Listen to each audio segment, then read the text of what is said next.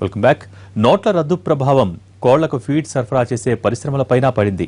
Demand పడిపోవడంతో ఉత్పత్తిని భారీగా తగ్గించాల్సి వచ్చింది. సంక్షోభం ఇలాగే ఉంటే ఉద్యోగులు, కార్మికులపై వేటు పడక తప్పదన్న ఆందోళన వ్యక్తమవుతోంది.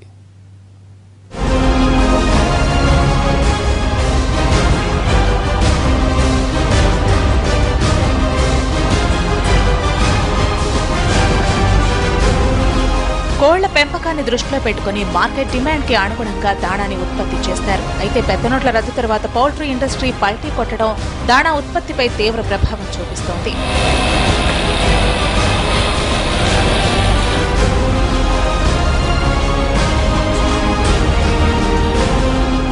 నెల రోజులుగా కోళ్ల దాణా ఉత్పత్తి 3వ వంతుకు పడిపోయింది.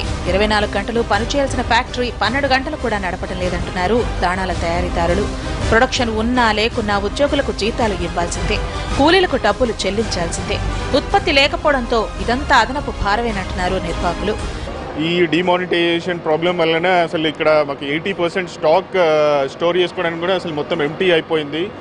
ఓవరాల్గా చూస్తే 20%. అసలు ఈ ప్రాబ్లం తోటి వెహికల్స్ రావడం కానీ పోవడం కానీ చాలా ప్రాబ్లం అవుతుంది. అసలు ఫ్యాక్టరీ మొత్తం ఖాళీ అయిపోయింది, ప్రొడక్షన్ అయిపోయింది. అసలు మాకు ప్లేస్ కూడా ఉండకపోయేది. అట్లాంటిది ఇప్పుడు ఈ లేబర్ స్ట్రైకులు, ఈ లారీలకి కిరాయి ఇవ్వడానికి మేము పాత నోట్లు ఇస్తే వాళ్ళు తీసుకోకుండా, చిల్లర దొరకక ప్రాపర్గా చేయడం వలన మేము రా మెటీరియల్ ప్రొక్యూర్మెంట్ కూడా చేయలేకపోతున్నాము.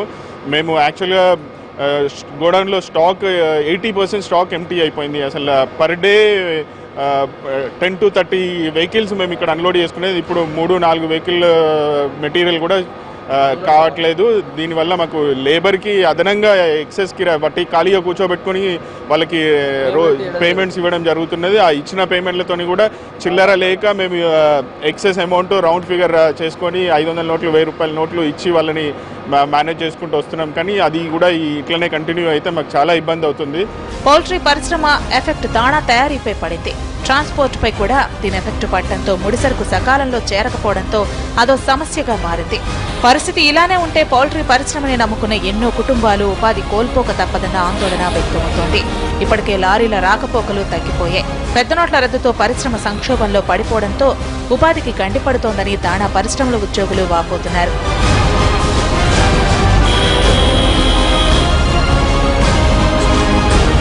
మెటీరియల్ తీసుకున్నాం, ప్లాంట్లో అన్లోడ్ చేసుకున్నాం, రా మెటీరియల్ అంతా తీసుకున్న తర్వాత మేము బయటికి పంపలేకపోతున్నాం. బయట మార్కెట్లో మాకు రోజు 80% ప్రొడక్షన్లో మాకు ఇప్పుడు 30% మాత్రమే రన్ చేయగలుగుతున్నాం.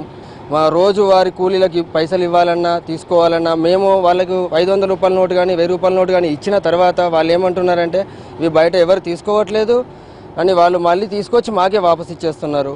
24 గంటలు నడవాల్సిన మా ఇండస్ట్రీ ఇప్పుడు 12 గంటలు మాత్రమే నడుపుకోగలుగుతున్నాము.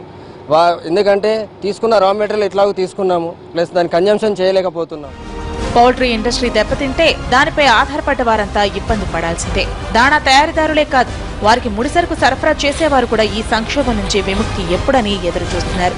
చిల్లర లేక మేము ప్రతి ఉద్యోగస్తులం కానీ అమలు వాన్లం కానీ ఇక్కడ శాలరీ తీసుకున్న అమలు వాన్లు లారీ వాళ్ళ దగ్గర డబ్బులు తీసుకున్న కిరాణా కొట్లకు వెళ్తే 500 రూపాయల నోట్లు 1000 రూపాయల నోట్లు చెల్లకపోవడం మూలంలో చాలా ఆర్థికంగాను మరియు పరిస్థితి ప్రొడక్షన్ మూలంగా చాలా ఇబ్బంది పడుతున్నామని.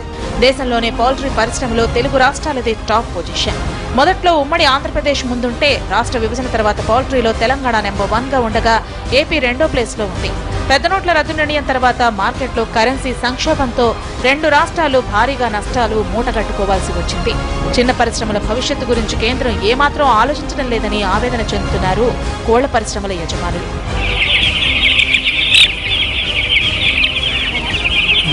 పౌల్ట్రీ ఇండస్ట్రీ కూడా కాయగూరల బిజినెస్ లాంటిదే. తాజాగా ఉంటేనే ఎప్పటి సరుకు అప్పుడు అమ్ముడవుతూ ఉంటేనే ఇండస్ట్రీ సాఫీగా సాగిపోతుంది. ఊహించని వైపరీత్యం వచ్చి పడితే కోలుకునేందుకు చాలా కాలం పడుతుంది. ఈ సంక్షోభం నుంచి ఎలా బయటపడాలో అర్థం కాక ఉక్కిరిబిక్కిరవుతోంది పౌల్ట్రీ ఇండస్ట్రీ.